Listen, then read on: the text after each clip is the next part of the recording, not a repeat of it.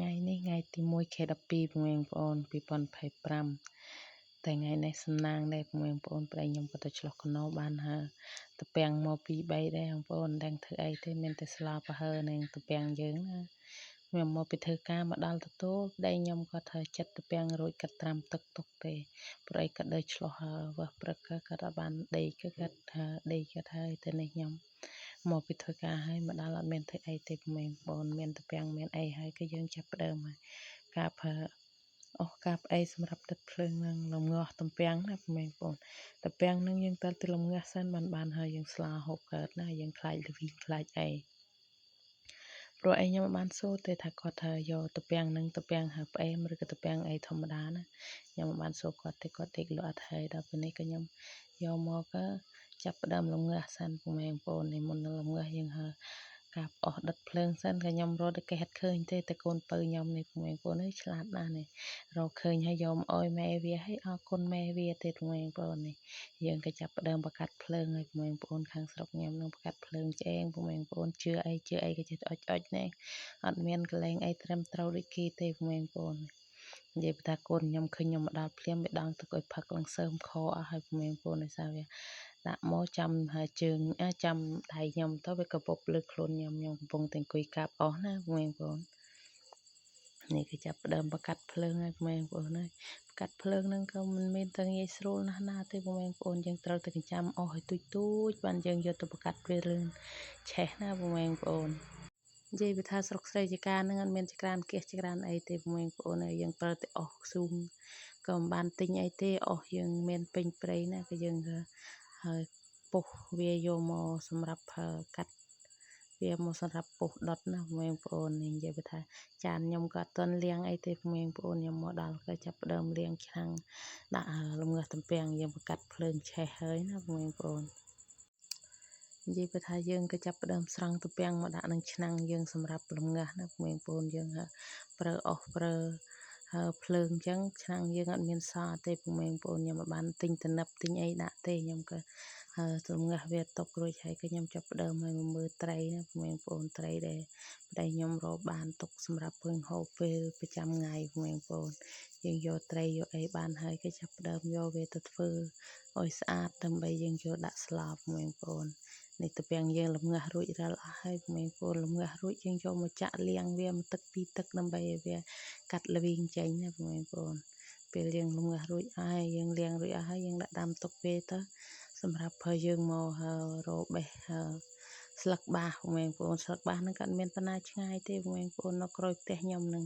ខ្ញុំក៏មកបេះវាសម្រាប់យកទៅស្លាហូបថ្ងៃហ្នឹងស្លាប្រហើអានមកណៅបងប្អូនប្រហែលថ្ងៃមុនអត់ទេបើមិនជូរក៏អាំងក៏ចំហុយបងប្អូនហូបក្រៀមក្រាស់ណាស់ហើយរាល់ថ្ងៃណា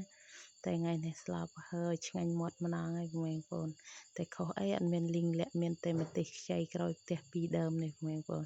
តែមានតែម្ទេសខ្ចីក៏ឆ្ងាញ់ដែរបងប្អូនវាឆ្ងាញ់ប៉ុន្តែបើថាបានលីងលាក់បន្ថែមទៀតទៅឆ្ងាញ់ទេថាក្នុងសូត្រខ្ញុំវាមានតែនីងវងនិងព្រះប្រោជាណាទេបងប្អូនអត់មានលីងលាក់ទេចាំមើលតរដកពេលបងប្អូនយកមកដាំឲ្យគ្រប់គ្រឿងតែម្ដងបងប្អូននេះក៏យើងចាប់ដើមឲ្យមកយើងឡម្សៅយើងត្រូវតែមានកត្រាំណាបងប្អូនត្រាំរួចយើងយកមកបុកឲ្យល្អិតបានយើងយកទៅបង់នឹងសម្លបងសម្លឲ្យពុះបានយើងដាក់ប៉ាឡេចូលណាបងប្អូននេះខ្ញុំបុកល្អិតហើយក៏យើងដាក់ទឹកដាក់អីលាយឲ្យវាម៉ត់សិនច្រឡំថាលាយវាម៉ត់បងប្អូនយើងបុកម៉ត់ហើយយើងលាយចូលទឹកទៅហើយវាសប់គ្នាទៅយើងចាក់ចូលឆ្នាំងសម្លយើងទៅបងប្អូននេះនិយាយថាយើងកូវិតទៅវាឆាប់ពុះណាបងប្អូននេះវាពុះបានមួយសាហើយបងប្អូនខ្ញុំក៏ចាប់ផ្ដើមយកអាលឹកស្លឹកបាសដែលយើង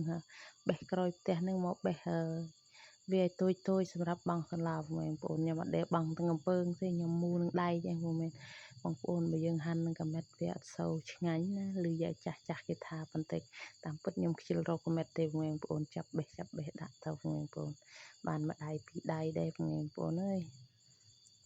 និយាយថាឡប់បើថាមានប្លែសពគ្រប់បានឆ្ងាញ់បងប្អូនតែនេះខ្ញុំមានតែពីរមុខទេសពឆ្នាំមានផ្ទីមានអីទៅឆ្នាំនេះអត់មានអីទេបងប្អូនមានតែលឹកបាសមុខនឹងប៉ុណ្ណោះឯងនឹងសូនខ្ញុំណាក៏នេះទៅកូនស្បៃក៏វាមិនតាន់ធំមុំពេញហូបទេ នេះសម្លយើងក៏ចាប់ផ្ដើមចិនហើយក្មេងបងប្អូនដោយសារមានម្ទេសខ្ចីចឹងទៀតអូយក្មេងបងប្អូននេះនិយាយថាជាតិសើស្លាប់ក្មេងបងប្អូននេះយើងដូរចាប់ផ្ដើមមកផ្លុកឲ្យក្មេងបងប្អូនបានមើលពីមកអាហារនៃខ្ញុំនេះនិយាយថាកូនខ្ញុំនេះអូយទារត់តែសាច់រត់តែកាកក្មេងបងប្អូននិយាយថាយកឆ្អឹងចេញបានទេយំខ្លាចទាំងមេវាយកសាច់ចេញវិញក្មេងបងប្អូននេះគឺយើងចាប់ដើមហើយឆ្ងាញ់ណាស់ក្មេងបងប្អូនអើយស្លាប្រហើថ្មីនេះដាក់ភ្លាមអស់ភ្លាមក្មេងបងប្អូនដោយសារកូនខ្ញុំវាប្រឡាក់ដល់យើងក៏ចាប់ផ្ដើមទោះប្រឡាក់ឲ្យកូនអស់ពាក់កណ្ដាលទៅយើងហូបបានពី3ម៉ាត់ចាប់ដើមអស់ថែមទៀតក្មេងបងប្អូននិយាយថាសន្លឡើងមួយឆ្នាំងពេសរបស់គេនេះដូរឲ្យមេមួយចានដែរក្មេងបងប្អូននិយាយថាថ្ងៃនេះស្នូក្រាប់លឺទេពីព្រឹកទេក្មេងបងប្អូនថ្ងៃទី16យើងនេះក៏យើងក៏មិនបានរតនាតន័យទេយើងក៏នៅទៅផ្ទះនេះចាំស្ដាប់ស្ថានភាពសភាពការខាងក្រសួងគេប្រាប់បានយើងរត់នៅបងប្អូនតែនេះគាត់អត់អោយតាណាទេគាត់អោយនៅហើយព្រោះអីយើងខ្លាចបាត់របស់របរទ្រព្យសម្បត្តិយើងផ្ទះយើងសុខចិត្តនៅផ្ទះឯងបងប្អូនអត់តាណាតន័យទេចាំគេប្រកាសថាឲ្យរត់សិនយើងរត់នេះនិយាយថាបកមកអាហារយើងវិញនិយាយថាឆ្ងាញ់អើយឆ្ងាញ់បងប្អូនតោះខ្ញុំក៏មានតែប៉ុណ្្នឹងអរគុណបងប្អូនតាមដាន